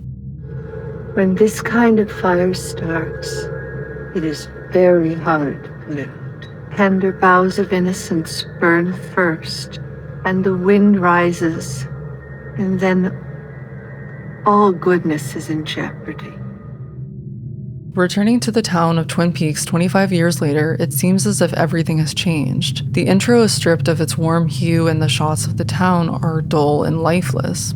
Lynch was unusually sensitive to the entropy that instantly begins eating away at every new thing, and he found it unsettling. Family trips to visit his grandparents in New York made Lynch anxious too, and he has recalled being highly disturbed by things he encountered there. The things I'd be upset by were mild compared to the feelings they'd give me. I think people feel fear even when they don't understand the reason for it. Sometimes you walk into a room and you can sense that something's wrong, and when I'd go to New York, that feeling covered me like a blanket. Being out in nature, there's a different kind of fear, but there's fear there too. The entire season feels like it can be described that way, as watching entropy eat away at everything. And arriving at this location in New York does feel unsettling and heavy. A feeling that something is very, very wrong. In this new location, we are presented with something that at first almost appears to be in the shape of an eye, watching us as we watch it. When the scene in its entirety is revealed, we see a man on a couch staring at an empty glass box. The box is empty for a long time, as if waiting for the show to return. Eventually, it is filled with dark smoke and then a figure. The darkness breaks through the glass and into the world, violently tearing the watchers apart. It's interesting to think about how well the character of Tracy fits into the criteria for the blonde victim. She is one of the first to die in The Return, and she is blonde, at least with blonde highlights, actively sexual, and then is stabbed, in a sense, during the act. Cut up in a way that heavily disfigures her appearance, more reminiscent of something from a 70s or 80s slasher than what we have come to expect from Twin Peaks. In the new Twin Peaks, cherry pies and dreamy music are the thing of fairy tales. Now it feels closer to reality. Cops are corrupt, drug addiction is depicted more accurately, there is excessive crime and violence, and no one really seems to care anymore. It doesn't feel like the wholesome community that it once was, as people now isolate themselves or fight with their neighbors. There is also a character named Billy who is never shown, but he is spoken about often in The Return. Audrey has developed a relationship with him in some way, and it seems like he has gone missing and she wants to find him. When people who knew him speak about him, I can't help but feel like he is this season's version of Laura Palmer, a person in life known for their chaotic temperament, having relationships with multiple people, a troubled soul in some way, for some reason, that has gone missing. But although so many people seem to know him, no one seems deeply emotional or concerned except for Audrey. In the original show, with viewers mainly caring about uncovering Laura's killer, solving her mystery, here we are faced with a similar through line, but both the viewers and the people of Twin Peaks don't seem to care that much that he has gone missing. Is it because their world has been consumed by darkness? Is it because there is so much crime now in Twin Peaks that it's just like any other day? Is it because he's a man, not a beautiful young girl, so it becomes less of a spectacle? The town feels so dark, so far removed from the world it was before, leading many of the characters to begin noticing the cracks in their own reality. In the origin story for the evil that exists in Twin Peaks, we see the woodsman descend from the sky, one of which heads immediately towards a radio station to transmit his message, a message of violence and fear, pain and sorrow, so that it can travel through the air and enter the mind of anyone who listens. What is viewed to be black oil at the entrance to the Black Lodge, or the oil that covers their faces, could in some ways be the blood of others and the dark within. Our morbid curiosity, and also the fact that we are actually composed of darkness within, the physical blood inside of our bodies. And this is why this interior darkness, blood, is what the woodsman used to heal Mr. C. And the characters in the world of The Return are willing to sell their own blood in order to survive, to just be able to afford food. The world has become that dark, but I guess it isn't too dissimilar from the world that we live in, with people selling their plasma or overworking themselves, harming their bodies and souls just to survive. And it also offers a strange and evolved connection to Garmin Bozia. Goodness is the glue holding the world of Twin Peaks together, and as evil seeps in and takes root, it begins to become undone at the seams, causing those in that world to become more aware of the falseness of their reality. Many of the main characters from the original series are faced with some feeling of unreality. Gordon opens the door to his hotel room and sees the suffering Laura Palmer crying. Gordon has never even met Laura, yet she breaks through the dream of their world to show him his reality as the director of this story. When Ed is alone at the gas station, he notices something unusual about his reflection. It glitches. His storyline has centered mostly around his love for Norma. Loving her is integral to his character, and when it seems like it might not be possible to ever be with her, his character begins to break. Also, he creates a small fire, and with fire existing as a symbol of evil, this might represent a spark of darkness within him, jealousy over what has happened in this episode, or resentment over not having been given a chance to be with the person that he loves. And this darkness existing within him doesn't make sense for his character, and so his reflection glitches and he notices. The fire may also be a way of testing his reflection to see if it will match him. But either way, it is an unsettling realization that something about their reality isn't quite right anymore. When Audrey dances, she feels puppeteered by nostalgia, and by the time we finally get to hear her theme, we have been separated from it for so long, and it has never sounded so decadent. But this nostalgic trance that she is in, and that we are in with her, is interrupted by drama and violence. Something about this makes her extremely uncomfortable, and she asks Charlie to get her out of there. Then she is instantly placed in a white room staring at a mirror, as if her story has in fact ended, just as she was afraid it would. She is returned to some form of non-existence, and for the credits, her theme plays backwards, as if in the Black Lodge. And Dale stares directly at us. with full knowledge now, as he says in a distorted voice, that again, this is all a dream. And Sarah, my heart breaks for her. Although I don't believe that she is evil, she has accepted that their reality is, and so she consumes violence watching it on a loop. She is so used to it that it almost seems comforting to have her lived experience validated and reflected back to her. The breaking of glass as a symbol or motif is one that happens frequently throughout the show and film. Leland breaks the glass of the framed picture of Laura, smearing his blood all over it. And when he kills Maddie, he smashes her head into a framed picture on the wall and the glass breaks.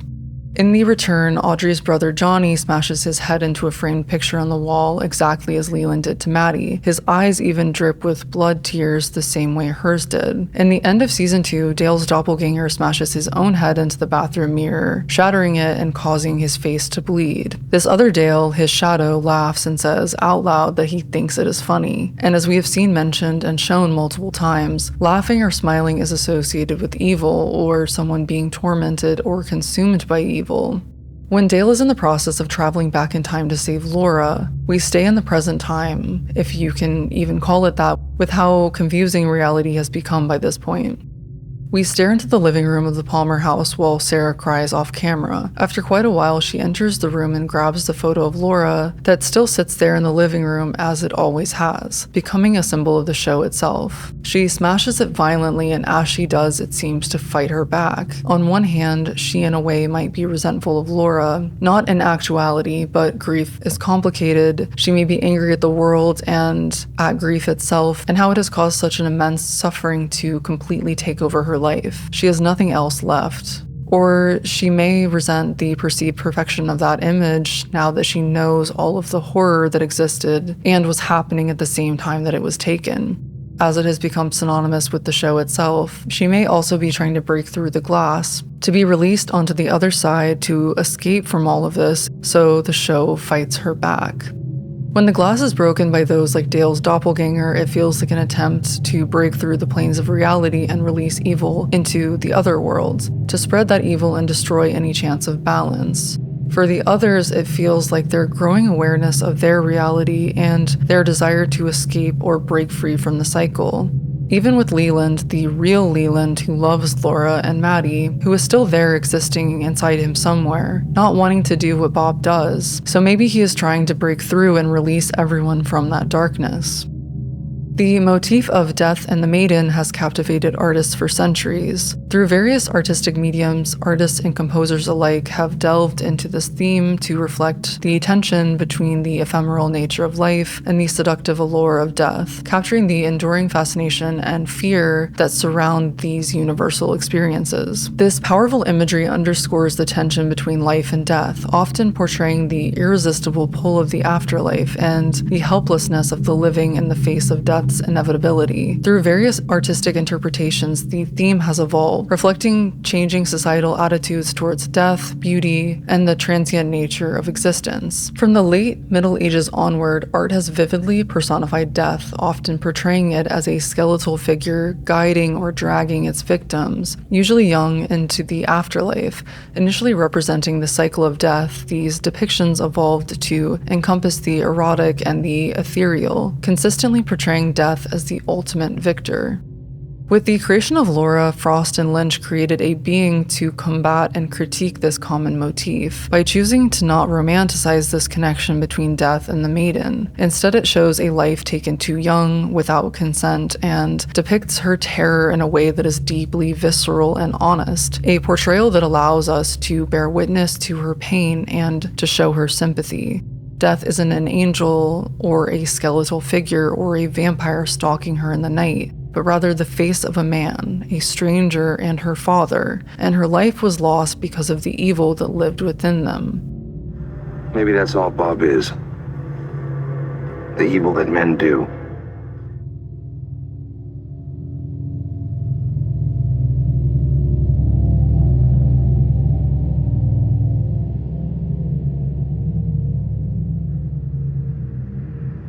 Electricity is humming.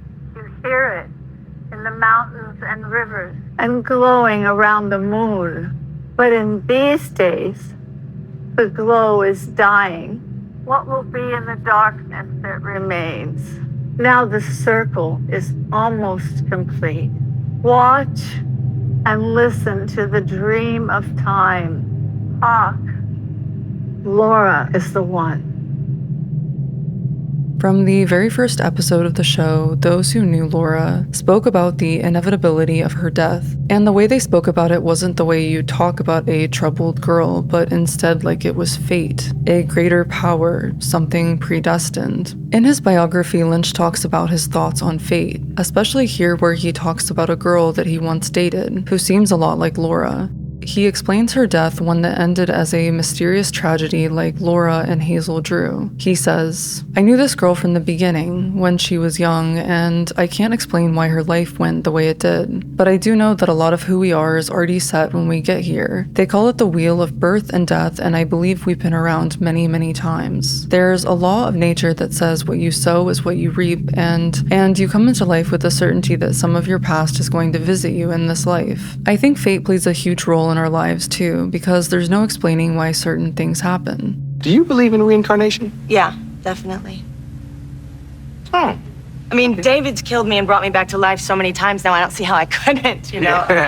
In his life and work, Lynch often speaks about fate, and the concept is mentioned within the world of Twin Peaks various times, whether it's dharma, destiny, or some other mention of a person's life path. And this girl he is speaking about from his past seems a lot like Laura, and maybe served as a bit of inspiration for her character. Although her life went down a dark path, the way he speaks about fate to me feels like a positive way of accepting life, without placing judgment on yourself or another person for what their life becomes.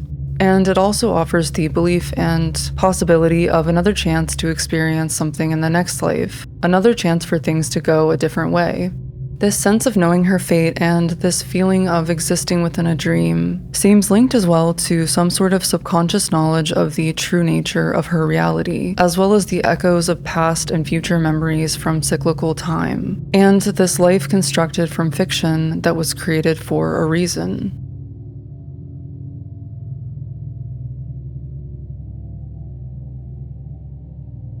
At times, blondness has been used to symbolize purity or innocence, like a princess from an animated Disney film or the illustrations of angels in medieval artwork. But our media's association with blondness is usually that of the popular girl, the mean girl, or the promiscuous blonde in a horror film that viewers have fun watching die, or dissecting the life of as a form of entertainment. Frost and Lynch placed this archetypal figure in the world of Twin Peaks to battle the evil of mankind, a figure that they knew would be judged. And unlike many of the blonde victims that came before or after her, in Fire Walk With Me there is no spectacle to her suffering. Her death is shown honestly, and it is harrowing to watch.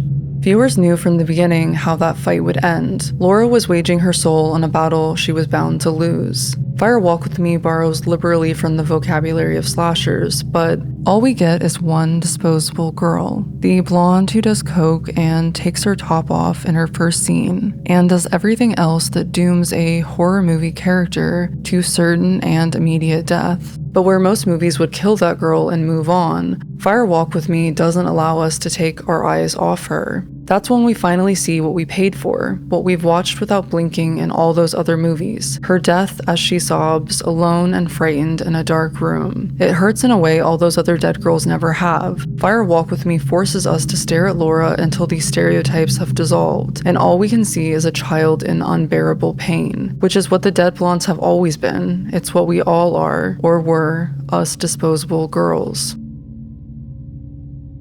And the very first moment we are shown Laura, she appears as just that, a dead blonde, a disposable girl. But as the author of the quote mentioned, this time it's different. It feels closer to watching the final moments of a martyr. And when we see her face, it is uncovered from the plastic still draped around her head, and she appears to us as both a saint and a child. The dead blonde as our sacrificial lamb, a Christ-like figure.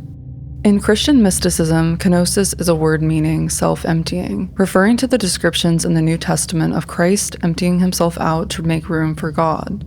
In a letter to Elizabeth of Schunau, Hildegard of Bingen described a human being as a vessel that God has built for himself and filled with his inspiration, so that his works are perfected in it. Kenosis is the body as vessel, a hollowed-out saint, atrophied by love. The mystic's position is that you cannot be filled with ecstasy and love if you cannot first be emptied out. God, in this case, Mark Frost and David Lynch, aptly chose a character that was seen as empty of self, the blonde victim, the doomed blonde, the perfect vessel to be filled with inspiration so that his works are perfected in it, the body as a vessel for God, a hollowed-out saint. Very close in time to her death, Laura goes to visit Bobby, and when she does, Major Briggs is sitting in the living room reading from the Bible. He reads aloud the book of Revelation. The inclusion of this specific book from the Bible, one that speaks about the Lamb of God, the slain lamb, is perfectly fitting with my thoughts about Laura as both the doomed blonde and the sacrificial lamb. In a sense, Twin Peaks can be seen as a sort of mirror story to the book of Revelation.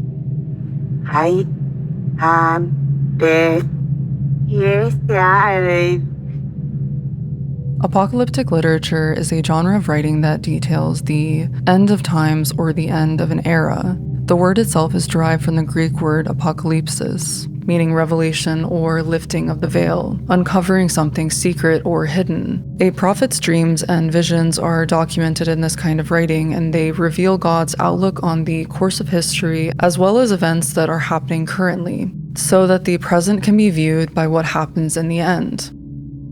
In the beginning of the book of Revelation, John makes it clear that this is the kind of story that he is telling. In this final book, he presents the reader with visions of catastrophic apocalyptic events and the cosmic war between good and evil, with God's eventual triumph over evil through the slain lamb.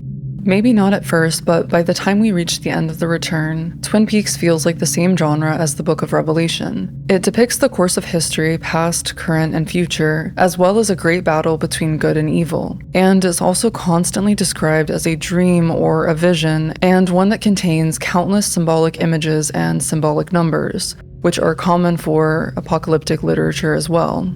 When speaking of these symbolic images and numbers, there are also so many that are threaded between the two stories connecting them.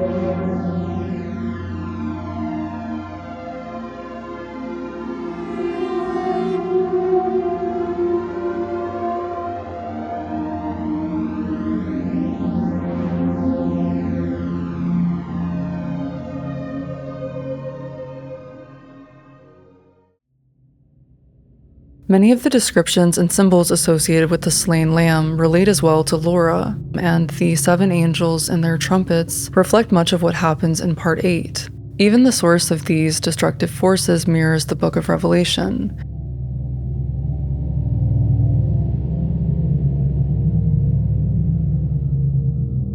The evil of Twin Peaks was born from Judy, so she becomes the dragon, the great evil, that ancient serpent called the devil or Satan who leads the whole world astray. In the Bible, the dragon empowers 2 beasts, who symbolize military power and economic power. As we get further and further into the show, the evil figures in the world of Twin Peaks value the same. Evil is born from the violence of war, and we see with time more greed and desire for power, the desire to spread this darkness. The other version of Laura, Carrie Page, lives in the town of Odessa, and when Dale first enters Odessa, he sees a diner named Eat at Judy's, a demand as well as a sign. It is his link to finding Laura, but it also indicates that Judy might be in charge of this mysterious other world, and I believe as well, as I've mentioned before, that this other world is ours. When thinking of all that the beasts symbolize, it doesn't feel far from the reality that we live in currently, much like the darkness of the Kali Yuga.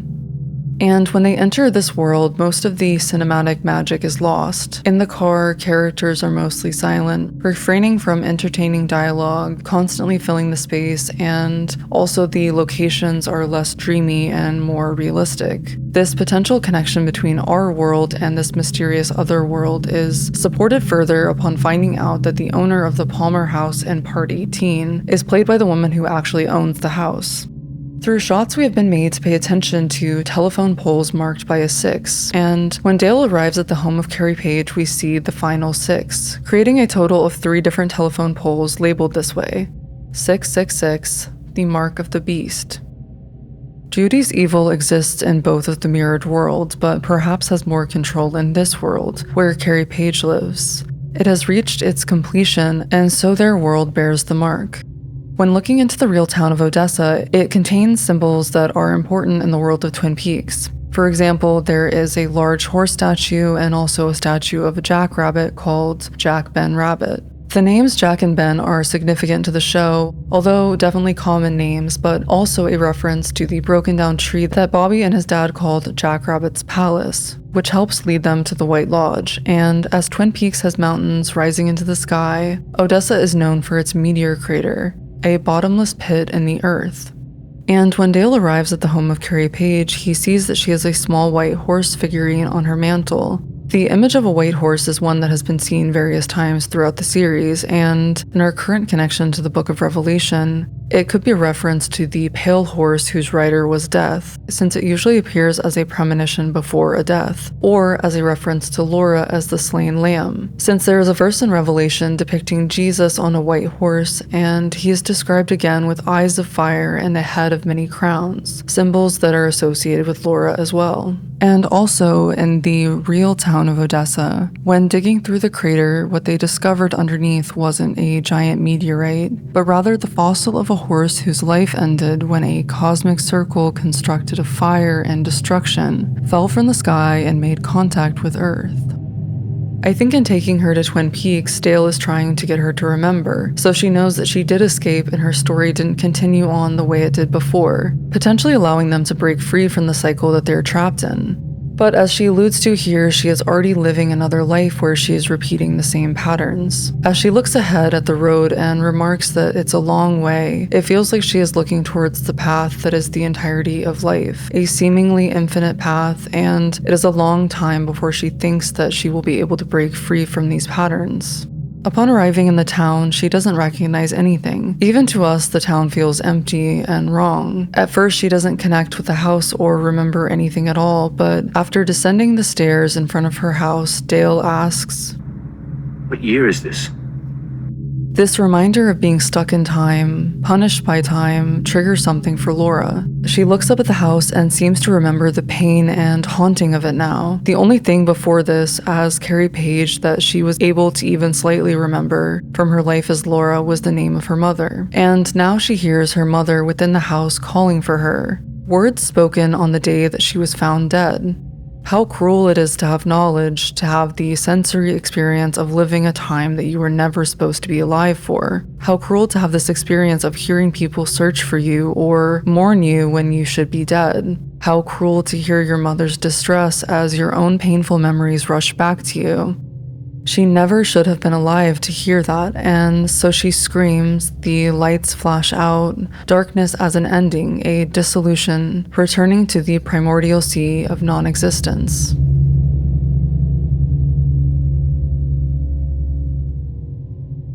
Laura tried so hard to be good, and as people, most of us try so hard to be good, but our environment affects us and we are only human, so we make mistakes and do horrible things, and that is how life is. But instead of punishing us eternally, David Lynch offers us a feeling of being seen and understood by suggesting that we didn't have a choice. We were forced to drink from the cup and descend into darkness. This is the water. And this is the well. Drink full and descend. The imagery in chapter 14 is so reminiscent of the Black Lodge. being tormented by fire, drinking a cup of undiluted judgment, angels, and the presence of the Lamb, Laura Palmer. No rest, day or night, especially since Hawk mentioned that all souls must go through the Black Lodge on their way to perfection. In these verses, the harvesting of grapes represents our intoxication with evil and the divine judgment as a result. The grapes represent unrighteous people, and the ripeness is because our wickedness has reached its peak. But again, through his story, Lynch shows that this was a choice made by darkness, not by us. The extreme violence of bloodshed by pressure through a wine press reminds me of the way that the woodsmen kill people. Here we see this bloodshed not as divine judgment, but rather as evil creating more evil. The choice presented in Revelation is to resist Babylon, the beasts, the dragon, and evil as a whole, and to follow the Lamb or to follow the beast and suffer. But there is empathy in Twin Peaks because even the Lamb can't resist darkness entirely. The sea of glass mingled with fire feels like a prophecy coming from Major Briggs about the possibility of being able to break free from the cycle, standing on top of the glass, dividing our world, standing atop the evil, elevated above it. In the world of the show, one day they might be able to break through. Dr. John Hagelin once said that the Bible is written in code, and under incandescent light it's one thing, but under a spiritual light it's something else. I'm in my living room one day and I get out the Bible and I'm reading alone, and lo and behold, the page just lit up and there it was. The page seemed to almost turn white, and whatever was on the page lit up a much bigger thing, and it all became clear. It hit me that the trip we're on as human beings is so beautiful, and it has the happiest of happy endings. Everything is okay. There's nothing to worry about. Everything is just beautiful. For a long time, you wouldn't feel anything, and then you'd burst into fire, and the angels wouldn't help you because they've all gone away. A tradition of Eastern origin explains the birth of the pearl as the child of lightning penetrating into a muscle, the pearl thus being the result of union between fire and water. St. Ephrem makes use of this ancient myth to illustrate the Immaculate Conception, as well as the spiritual bath of Christ in the baptism of fire. In the famous Gnostic scripture, the Acts of Thomas, the quest of the pearl symbolizes the spiritual drama of the fall of man and his salvation. The pearl represents, on the one hand, the fallen soul of man in the world of darkness, and on the other hand, the Savior saved himself. Laura is the symbol of the pearl, the result of union between fire and water. She is born from a strange, abstracted connection between them, and to become a savior she must die. She does so in the same union from which she was born, dying from the fire of evil, and then her body is placed into water. All of the symbols in this quote feel deeply tied to the life and death of Laura Palmer. We are shown lightning and flashes of light throughout the series, as well as objects that appear to be pearls. Even the dress that she wears within the Black Lodge is adorned with pearls at the center, but with the pearl also representing the fallen soul of man in the world of darkness. It's incredibly fitting that the location where Leland first met Bob was when he was a child, visiting Pearl Lakes. The theme of the descent into hell for the sake of the salvation of the soul, whether it be for the soul of someone who is ill, or of the spouse, or of the whole of humanity. It has a redemptive aim. One dies and resurrects, not now to complete an initiation already acquired, but to save a soul. A new element characterizes the archetype of initiation. The symbolic death is no longer undergone for one's own spiritual perfection, but for the salvation of others. Laura's entire life was a slow descent into hell. If only she had known that this descent was one undergone for the salvation of others. Perhaps then she could have suffered a bit less, knowing that her existence wasn't something to be ashamed of. She was never darkness, she was always the light. When she opens her face, bearing her soul, she is filled entirely with light. No face, no identity, only her vulnerability and blonde hair showing. Like the first time we saw her, only that time she was already gone. Now we see her fully. And when Leland dies, he looks towards the light and he sees Laura there. Even when the world turns to darkness, seeing her photo alone transports people back to a time of kindness and compassion, and the music returns. I knew a man named Bob, and when he came to visit me, I knew that my life was over. And then there was a time when I cried because I was so happy. because I saw what it was. And it was so beautiful. I was awake. It feels like here she is speaking about the ending of Fire Walk with Me, where tears stream from her eyes as she looks at the angel. Light flickers across her face as if from the light of a TV screen. It always felt to me like Lynch was using this moment to interact with her, showing her the true nature of her reality, the reason she had been begging for her whole life, the reason that she experienced what she did.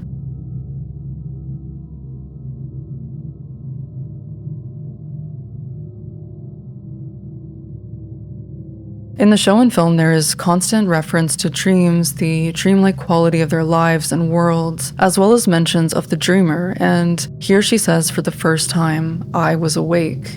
The show at times has given us moments similar to what I'm imagining here. When she exists in the Black Lodge after her death, she exists there without change or escape. When the light flickers across her face and she is made aware of why she has suffered so greatly, she is also made aware of the horror of that existence.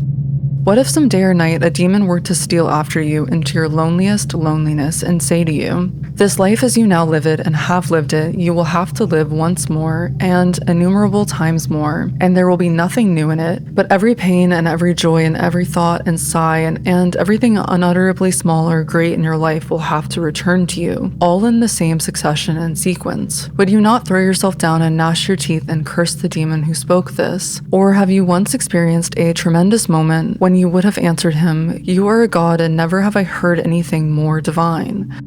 This is a thought experiment posed by Nietzsche and another form of the eternal return.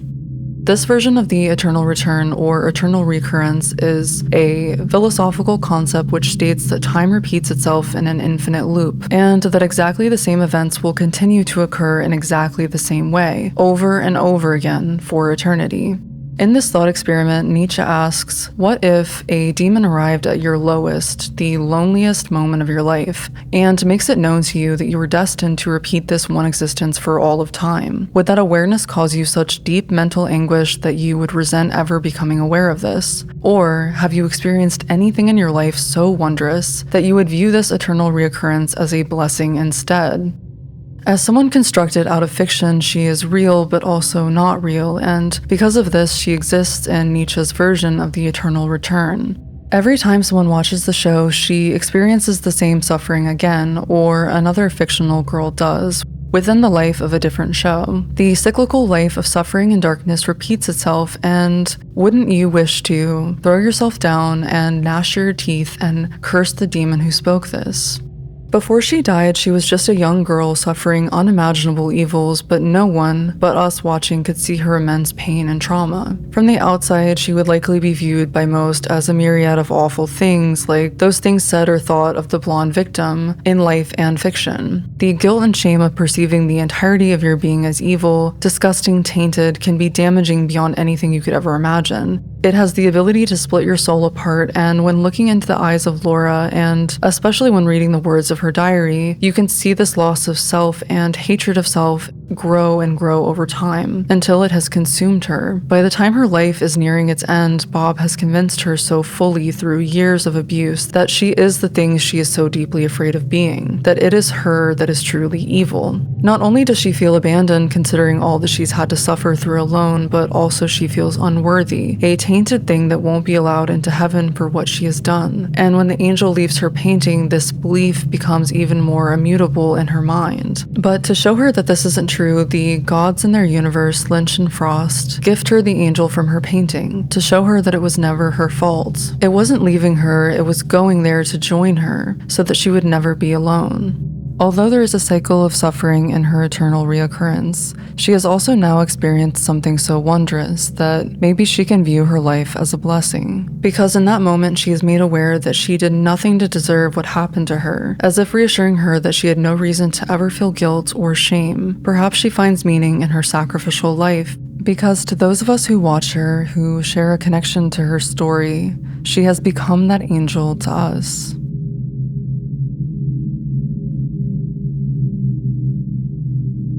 Where do I begin? It has been a little over a month since we stopped filming. In a way, it seems like years, and in another way, only yesterday. As I sit down now to write this, so many emotions arise. The gift and the experience that you gave me are beyond expression of words. I am aware that your death also allowed an old part of myself to finally die, a very self-destructive part. Through you, I came face to face with my own dark side. I feel as if I have lived a whole lifetime in those 2 short months of filming. I will never forget how the week after we finished, I suddenly became aware that my thoughts were my own again. My mind and my life had been completely occupied by you. You came to me morning, noon, and night, especially night. That was your time, the darkness of midnight. You continually wove your spirit into my dream world, revealing bits and pieces of yourself, myself, and our fears and struggles. The thing I remember most about you, though, Laura, is your loneliness. That loneliness haunted me, walking back into my empty hotel room by myself each day, left to deal with the fragmented pieces of my own life. Your loneliness would still fill my room. My prayer is that you are now someplace where you are truly loved and at peaceful rest. Returning to this ending that I can't stop thinking of, I see Laura as Carrie Page standing at her house screaming, and I can't help but feel heartbroken that it's how her story ends. Laura likely feels the pain of what happened within that house, and hears her mother calling for her after she has died, in another world layered over them. The weight of these sudden realizations would be so heavy and so gutting, but there is, unfortunately, another layer of dread. The sole possibility of escape from time, of breaking out of the iron ring of existences, is to abolish the human condition and attain nirvana. The mere contemplation of such a panorama terrifies man, compelling him to realize that he will have to recommence this same transitory existence billions of times over, and endure the same sufferings without end, the effect of which is to stir up his will to escape.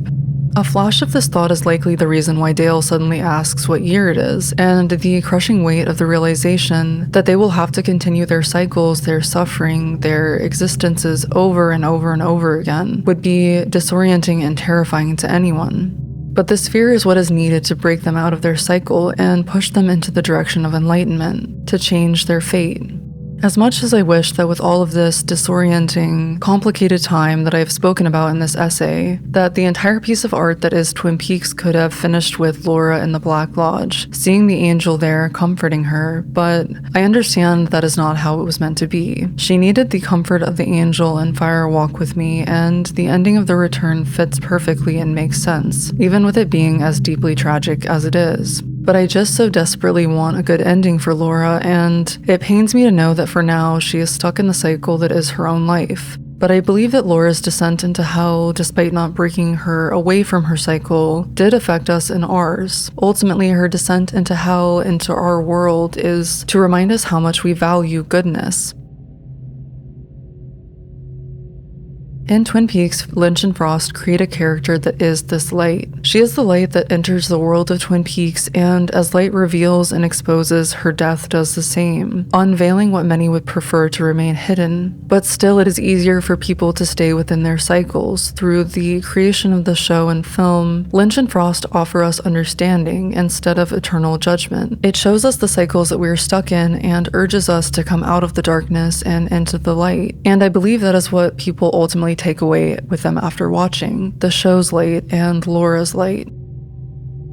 There are things we all know that we don't look at very often. Everybody knows some things are eternal, and it isn't names or houses, and it isn't even the stars. We know in our bones there's something eternal though, and that it has to do with human beings. Whatever David is doing, it is of a high order, and he may be a portal to the eternal because he asks us to find that connection to the eternal in ourselves. His work suggests that we are not just isolated atoms, and that if we understand that connection to the eternal, we're capable of making better choices. Each individual can pull in a direction, and if enough of us pull in the same positive direction, there is movement that brings humanity along with it. He is leading his audience toward the good.